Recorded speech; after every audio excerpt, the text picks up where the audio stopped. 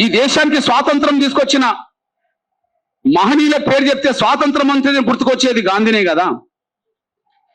ఎంతో మంది స్వాతంత్ర సమరయోధులు ఉన్నప్పటికీ, ఎంతో మంది త్యాగాలు ఉన్నప్పటికీ స్వాతంత్రం అంటే గుర్తుకొచ్చేది గాంధీనే కదా. గాంధీ కుల వ్యవస్థలో ఏ సామాజిక వర్గం? వైశ్యుడే కదా. గాంధీ కుల వ్యవస్థలో ఏ సామాజిక వర్గం? వైశ్యుడే కదా. గాంధీ ఏమి ముస్లిం కాదు కదా.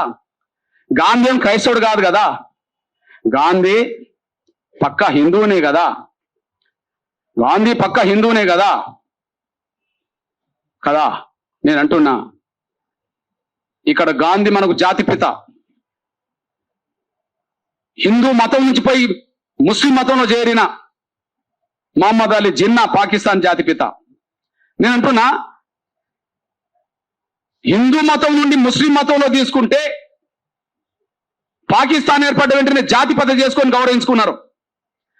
కానీ మన దేశానికి స్వాతంత్రం సాధించి పెట్టిన మన జాతిపితను మనమే చంపుకున్నాం.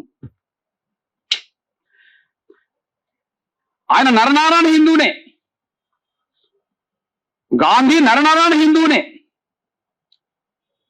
ఆయన నాయకత్వం వహించినంత వరకు హిందూ పరిరక్షకనే ఉన్నాడు కదా. ఆయన నాయకత్వంలో వస్తే ఆయన జాతిపిత అయిండు. మన జాతిపితను చంపుకున్న దేశం మనది. ఎవరు చంపారు?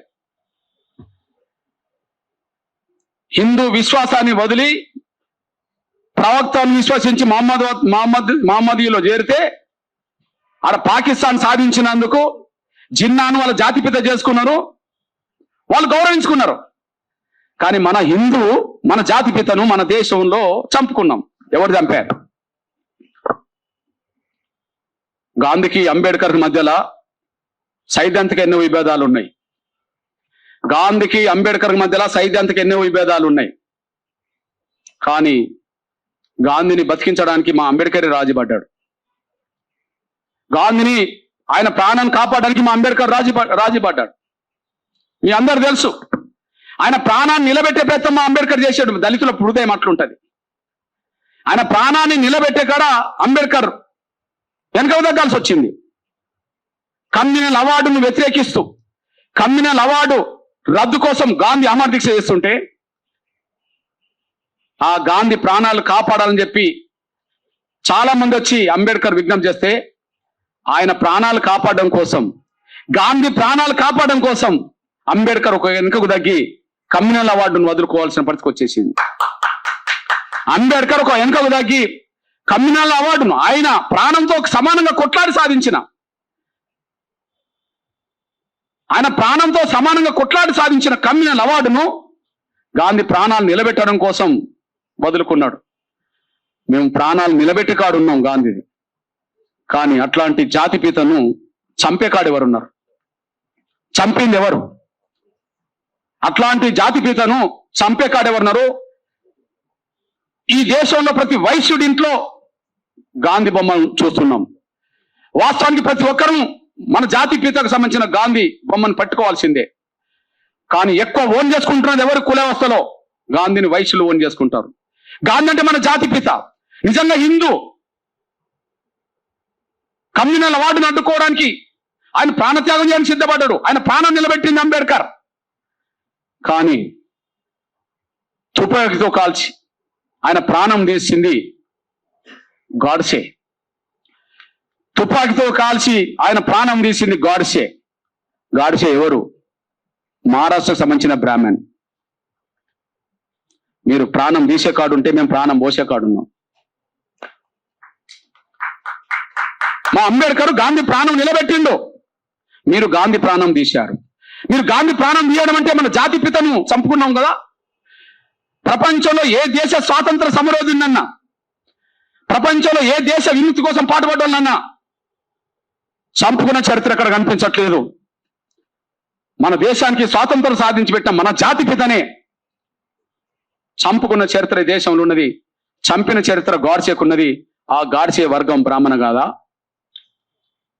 ఆ గాడ్సే వర్గం కులం బ్రాహ్మణ కాదా?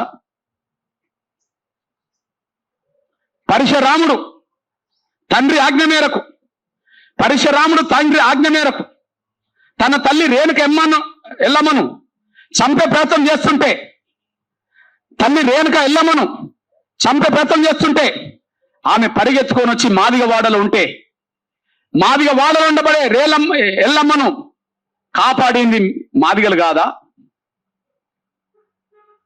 మా చిన్నతనంలో మా ఇంట్లో ఎల్లమ్మకు మేము పూజ చేసేవాళ్ళం, నోములు నోముకునే వాళ్ళం. ఎల్లమ్మ ఎవరంటే పరశురాముడి తల్లే కదా. మీ తల్లిని మీరు చంపాలని చూస్తే మేము కాపాడే ప్రయత్నం చేశాం. మీ తల్లిని, మీ బ్రాహ్మణ తల్లిని మీరు చంపే ప్రయత్నం చేస్తే కాపాడే ప్రయత్నం చేశాం. కాపాడడం కోసం మేము యుద్ధం చేయాల్సి వచ్చింది. అంతిమంగా మా వాడలోనే ఆమెను చంపేశారు. ఎవరు చంపింది? పరశురాముడే చంపేశాడు. కన్న తల్లిని చంపుకునే కాడ మీరుంటే మీ తల్లిని కాపాడే ప్రయత్నం మేము చేశాం. గాంధీని చంపే కాడ మీరుంటే గాంధీని కాపాడే కాడ మేమున్నాం. గాంధీతో సైద్ధాంతికంగా మాకు విభేదాలు ఉన్నాయి. మా అంబేద్కర్ వాదాన్ని మేము గౌరవిస్తాం, మేము బలపరుస్తాం. కానీ మా అంబేద్కర్ కూడా ఒక అడుగు వెనుకకు తగ్గి కమ్యూనల్ వాడును కూడా కోల్పోవడానికి సిద్ధపడ్డాడంటే కేవలం ఒకే ఒక కారణం, గాంధీని బతికించడం కోసం మాత్రమే. గాంధీని బతికించడం కోసం మా అంబేద్కర్ వెనుకకు తగ్గి ఆయన ప్రాణాన్ని నిలబెట్టిండు. స్వాతంత్రం సాధించిన జాతిపితను గాడ్సే చంపేసిండు. మా అంబేద్కర్ ఆయన ప్రాణాన్ని కాపాడిండు. ఆయన దళితుడు, కానీ ఆయన ప్రాణం తీసింది గాడ్సే బ్రాహ్మణుడు. చర్చకు రావాల్సిందే. ఇవి మాట్లాడితే మేము బ్రాహ్మణులకు వ్యతిరేకమా? సత్యాలు చెప్పకూడదా? మీరు చెప్పింది అన్ని వినాలనా? మీరు చెప్పింది అన్ని వినాలనా? మేము అది ఎట్లా కుదురుతుంది? నేను అంటున్నా, ఈ దేశంలో ఇద్దరు మహనీయులకే మహాత్మా అనే బిరుదున్నది. గాంధీ కంటే ముందు మహాత్మా జ్యోతిబా పూలే, మా బీసీ, మా శూద్ర కదా. ఈ దేశంలో ఇద్దరికి మాత్రమే మహాత్మా బిరుదులు ఉన్నాయి. కోట్లాది మంది ప్రజలున్న ఈ దేశంలో, 140-150 కోట్ల మంది ప్రజలున్న ఈ దేశంలో ఇద్దరికి మాత్రమే మహాత్మా బిరుదులు ఉన్నాయి. ముందు మహాత్ముడు జ్యోతిబా పూలే, రెండో మహాత్ముడు గాంధీ. జ్యోతిబా పూలే బతికినంత కాలం ఆయన దళితులకు, పీడితులకు, మహిళలకు విద్య నేర్పే క్రమంలో ఈ దళితులకు, పీడితులకు, మహిళలకు విద్య నేర్పొద్దని చెప్పి ఆయనను అడుగడుగున వేధించింది ఎవరు? ఆయన కాలంలో ఆయనను అడ్డుకున్నది ఎవరు? తన భార్య మీద దాడులు చేసింది ఎవరు? పూలే దంపతులను సొంత ఇంట్లో ఉండకుండా తల్లిదండ్రులను బెదిరిస్తే ఆ తల్లిదండ్రులను కూడా లెక్క చేయకుండా సావిత్రిబాయి పూలే సేవ చేయడానికి ఇల్లును వదులుకొని బయట ఉండే ప్రయత్నం చేయడానికి కారకులు ఎవరు? పూలే జీవించిన కాలంలో పూలే సమాజం కోసం పాటుపడుతున్నప్పుడు, పూలే దళితుల కోసం, పీడితుల కోసం, మహిళల కోసం పోరాటం చేస్తున్నప్పుడు, ముఖ్యంగా విద్యాన్ని అక్షరం అందిస్తున్నప్పుడు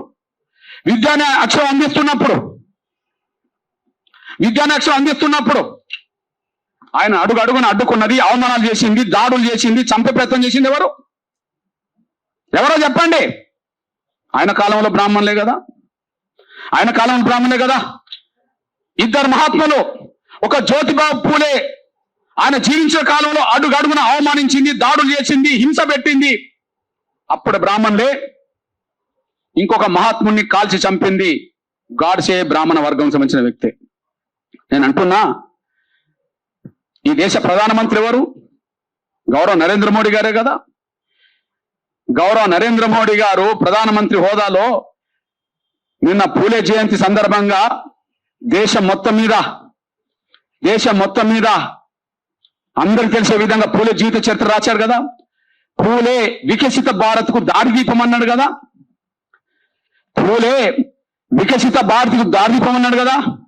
నేటికి దారి చూపే ధ్రువతారన్నాడు కదా.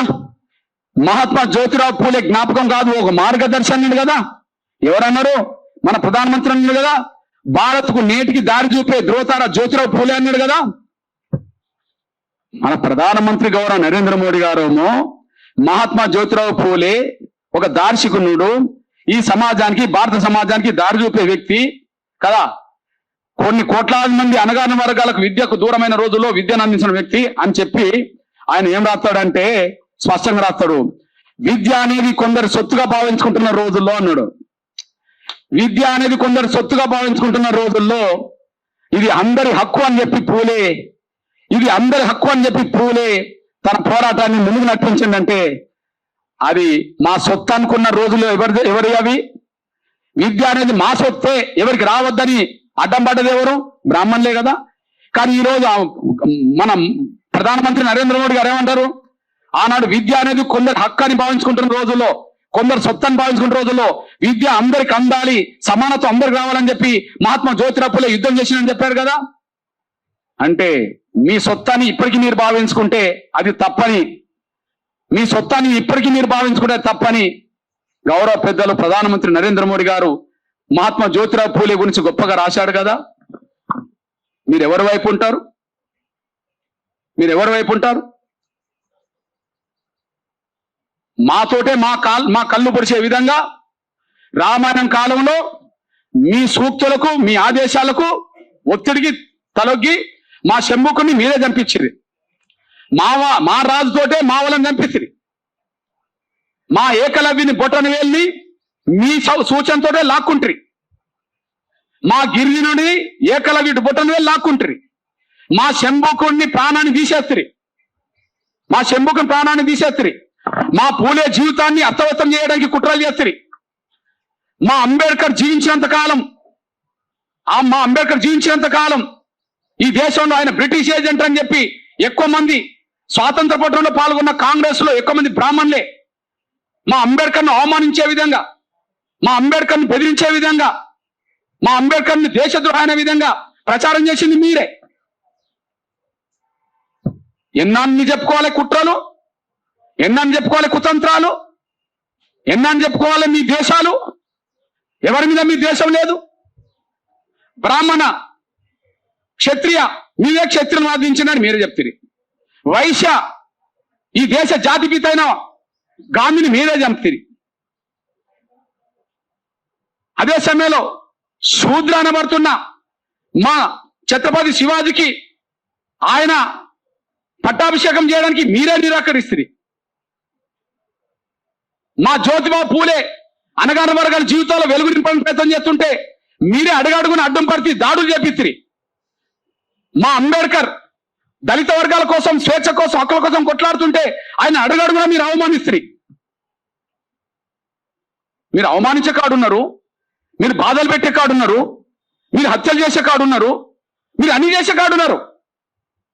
మేము బాధలు పడే వర్గంలో ఉన్నాం, కాపాడే కాడున్నాం, మా హక్కులు సాధించుకునే కాడున్నాం. మేము ఎవరిని బాధ పెట్టాం? మేము ఎవరిని హింస పెట్టాం? మేము ఎవరిని బాధ పెట్టాం? ఎవరిని మిట్ట పెట్టాం? ఈ సమాజం చేత బాధలు పడ్డోళ్ళం, ఈ సమాజం చేత అవమానాలు పడ్డోళ్ళం, ఈ సమాజం చేత అత్యాచారాలకు హత్యలకు గురైన వాళ్ళం, మనుషులుగా కూడా చూడకుండా పశువుల కంటే హీనంగా చూడబడ్డోళ్ళం మేము. మా పోరాటాన్ని అంబేద్కర్ పూలే స్పిరిట్ తోటి ముందుకు నడిపిస్తమే తప్ప వెనుకకు తగ్గే ప్రసక్తి మాత్రం ఉండదనే విషయం కూడా మేము స్పష్టం చెప్తూ మళ్ళీ చెప్తున్నాం. ఇది ఎంఆర్పిఎస్ వాయిస్ ఇవ్వచ్చు, కానీ ధర్మం కోసం, న్యాయం కోసం, సమానత్వం కోసం. మాకు ఎదురుపడేటోళ్ళు కుల వ్యవస్థ రద్దు కావద్దంటోళ్ళే ఎదురుపడతారు. సాంఘిక సమానత్వం రావద్దంటోళ్ళే మాకు ఎదురుపడతారు. సాంఘిక సమానత్వం రావద్దు అనేటోళ్ళు ఎదురుపడతారు. హిందూ దేవాలయాల్లో బ్రాహ్మణులు తప్ప మీతో ఎవరు రావద్దు అనేటోళ్ళు మాకు అడ్డుపడతారు. ఆ అడ్డపడేటోళ్ళు ఎవరైనా మేము లెక్క చేయం. 100% మా పూలే, మా పూలే అంబేద్కర్ వాళ్ళు జీవించే కాలంలో ఏ సాంఘిక సమానత్వం కోసం, ఏ సామాజిక న్యాయం కోసం, ఏ పోరాటాన్ని అయితే వాళ్ళు ముందుకు తీసుకెళ్లారో మా కాలంలో వాళ్ళ స్పిరిటే మాకు ప్రధానం. మాకు ఇంకేం అవసరం లేదు. ఈ దేశంలో స్వేచ్ఛ రావాలంటే, ఈ దేశంలో సమానత్వం రావాలంటే, ఈ దేశంలో అన్ని రంగాల్లో అన్ని వర్గాలకు భాగస్వామ్యం ఉండాలంటే ఈ కుల వ్యవస్థ రద్దు కావాలా. ఎవరు నమ్ముకున్న విశ్వాసాల దగ్గరనైనా అందరూ పూజారులుగా ఉండాలి. యేసు క్రీస్తు నమ్ముకున్న కాడ అందరూ అన్ని వర్గాల పాస్టర్లు ఉన్నప్పుడు, ప్రవక్త నమ్ముకున్న కాడ అందరూ మసీదులో ముల్లాలుగా ఉన్నప్పుడు, హిందూ విశ్వాసాలు నమ్ముకున్న కాడ హిందూ దేవాలయ కాడ అన్ని వర్గాలకు సంబంధించిన వాళ్ళు పూజారులుగా ఉండాలని కోరుతున్నాం. ఇది రామానుజాచార్యుడి దృక్పథం నుంచి, అంబేద్కర్ ఆలోచన నుంచి ముందుకు నడిపించే పోరాటం తప్ప మేము బ్రాహ్మణులకు వ్యతిరేకమని మీరు ఎందుకు రోడ్డు మీకు వస్తాండ్రు? మిమ్మల్ని మీరు ఎందుకు వస్తాండ్రు? అసలు మీరు వస్తే అవుతుందా?